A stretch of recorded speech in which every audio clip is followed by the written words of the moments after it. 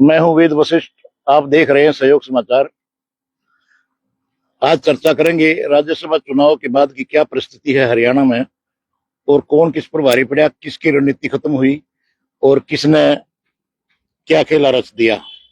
आप सबको मालूम है 16 मार्च को राज्यसभा के लिए 2 सीटों के लिए हरियाणा में वोटिंग हुई थी। हरियाणा में 90 विधानसभा क्षेत्र है, तो 90 वोटों का कास्ट होना जरूरी था।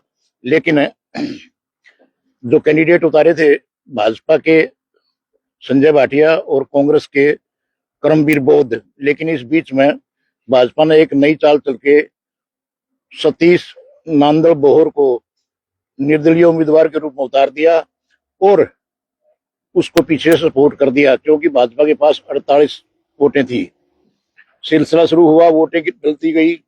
शाम को जब वोटें डली तो बड़ा जो सोच रहे थे कि बड़ा खेला होगा, और वो हुआ भी। उस खेले में को किसने क्या किया वो स्थिति आपको हम अवगत करा रहे हैं। कुल 88 वोट रह गई थी, क्योंकि एनएलओ ने पूरे 3 बजे बड़ी समझदारी से प्रभारी ने अभय सिंह चौटाला ने ये ऐलान कर दिया था कि एनएलओ इस चुनाव में वोट नहीं डाल रही है, तो 88 का टारगेट आ गया था। उसके बाद कांग्रेस के 5 वोट कहीं इधर उधर हुए, 4 वोट गलत हुए और 1 भाजपा का वोट गलत हुआ। सारी स्थिति बदलते बदलते चुनाव आयोग तक पहुंच गई। भाजपा के नेताओं ने शिकायत की, जो एजेंट थे वहां पर, कि परमवीर की वोट होल्ड करके डली है, उस पर ऑब्जेक्शन किया। 1 वोट और थी भरत सिंह बेनीवाल की, उस पर ऑब्जेक्शन किया। उधर कांग्रेस ने अनिल विज की वोट पर ऑब्जेक्शन किया कि उन्होंने दिखा दी अपनी वोट, सिक्रेसी लीक कर दी है। लेकिन इस सब के चलते चुनाव आयोग के पास मुद्दा पहुंचा और चुनाव आयोग से रिपोर्ट आई, 1 बजे की गिनती शुरू करिए, ये सभी वोटें वैलिड हैं। कुल मिलाकर 83 वोटों का हिसाब किताब आया, जिसमें से 29 वोट संजय भाटिया को मिली, वो चुन लिए गए, और 28 वोट करमबीर बौद्ध को मिली, वो भी चुन लिए गए। लेकिन तीसरे उम्मीदवार जो कोई खेला खेलने आए थे, निर्दलीय उम्मीदवार किसी पार्टी की सपोर्ट से, वो मात्र कुछ ही पॉइंटों से तीसरे नंबर पर रह गए और राज्यसभा का चुनाव हार गए। ऐसा बताते हैं जानकार कि यदि एनएलओ वोट करती तो कांग्रेस हारती और सतीश नांदल जीतते, या यदि भरत सिंह बेनीवाल और परमवीर का वोट रद्द होता तब भी सतीश नांदल जीतते और करमबीर बौद्ध हारते, या भाजपा की 1 वोट रद्द ना होती फिर भी सतीश नांदल जीतते और करमबीर बौद्ध हारते। ये एक स्थितियां बन गई थी, जिससे करमबीर बौद्ध जीत गए, क्योंकि कांग्रेस वहां पर बिल्कुल साथ में खड़ी थी और चुनाव आयोग तक बात पहुंची थी। कहना हम क्या चाह रहे हैं कि क्या कांग्रेस के पास जो 37 विधायक थे, उनमें आज के दिन भी कांग्रेस के विधायकों पर शक किया जा सकता है। बताया गया है कि कथित रूप से 15 या 20 करोड़ और टिकट का लालच देकर बहुत से विधायकों को इधर उधर किया गया। बेशक वो हिमाचल में चले गए थे, वो कसौली से आए और उन्होंने वोट किया। वोट किधर किया? अंतरात्मा की आवाज पे किया। तो बाल बाल बच्चे हैं बिल्कुल करमबीर बौद्ध। ये राहुल गांधी की दी हुई टिकट थी, और राहुल गांधी ने भी एक पासा फेंका था कि देखते हैं स्टेट के लीडर कितने कर्तव्यबद्ध हैं।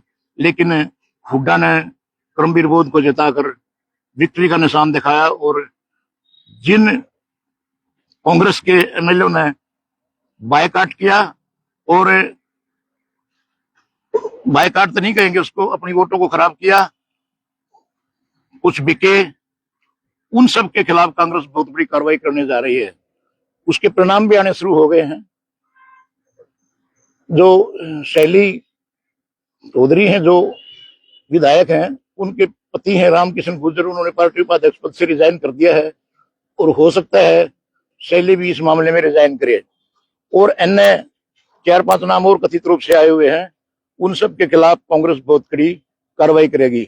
लेकिन करमबीर बौद्ध की जीत से ये बात पक्की है कि कांग्रेस में फूट का जो काम था वो दूर रहकर इस जीत ने भूपेंद्र हुड्डा के बोझ को एक बार फिर कांग्रेस में बढ़ा दिया है। भूपेंद्र हुड्डा भारी पड़ गए हैं, क्योंकि ये टिकट बगैर किसी ये कहे राहुल गांधी से आई थी और उसको जिताना बड़ी चुनौती थी, और 37 विधायक होते हुए भी चुनौती आई, और बाल बाल बचे बौद्ध। हालांकि वो राज्यसभा पहुंच गए हैं, लेकिन थोड़ी सी किस्मत ने साथ नहीं दिया, और सतीश नांदल भी राज्यसभा जाते जाते रह गए। अगर ओम प्रकाश चौटाला के पुराने साथी थे वो, अगर अपने दोनों एमएलए को वोट डालने के लिए कह देते तो नांदल श्योर जीतते। लेकिन ओम प्रकाश चौटाला ने ये मान लिया था कि वोट हम नहीं डालेंगे, क्योंकि हमें कई बार कांग्रेस भाजपा की बी टीम बताती है और कई बार भाजपा कांग्रेस की बी टीम बताती है। हालांकि चुनाव के बाद भी कांग्रेस ने भाजपा ने बता दिया है कि ये कांग्रेस की बी टीम है, उस बात से कोई फर्क नहीं पड़ता। फिलहाल वर्तमान में 2 राज्यसभा सांसद चुने गए हैं। संजय भाटिया बहुत ही मेहनती, ईमानदार और कर्मठ कर्मवीर बौद्ध एससी कास्ट से, राहुल गांधी ने जो ये पैंतरा चलाया था उसमें वो कामयाब हो गए हैं। और जिन्होंने इन चुनाव में थोड़ी बहुत गड़बड़ करने की कोशिश की है एमएलए ने, कांग्रेस देखते हैं क्या उन पर एक्शन लेती है, और यदि एक्शन नहीं लिएगा तो कांग्रेस के पास चाहे फिर कितने एमएलए हो, सक्की सुई हमेशा बेईमानी की उनके ऊपर घूमती रहेगी। आपका क्या कहना है? क्या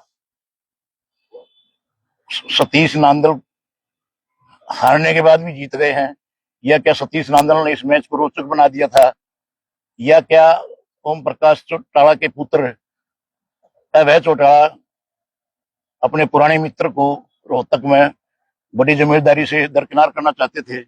भूपेंद्र हुड्डा तो चाहते ही थे कि रोहतक में कोई बड़ा कोई नेता ना उभर पाए।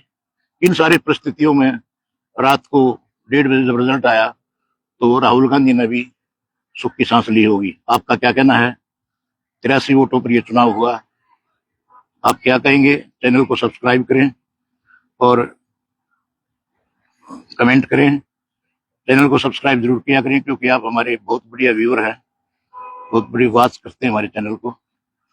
मैं वेद वशिष्ठ इसराना से राज्यसभा की कार्रवाई देखकर रवि राजेश के साथ सहयोग समाचार के लिए। नमस्कार साथियों, फिर मुलाकात करेंगे। लेकिन फिलहाल राज्यसभा का पटाक्षेप हो गया है, और दोबारा से कौन नेता पार्टी छोड़ेगा और कौन नेता किस पार्टी में जाएगा, और क्या शर्त रखी गई थी, क्या अब कांग्रेस के 5-4 एमएलए हैं वो दुर्दशा का शिकार होंगे? जिन्होंने बेईमानी दिखाई है उनके नाम आ गए हैं, लेकिन हम यहाँ बता नहीं पाएंगे। फिर मिलते हैं साथियों, नमस्कार।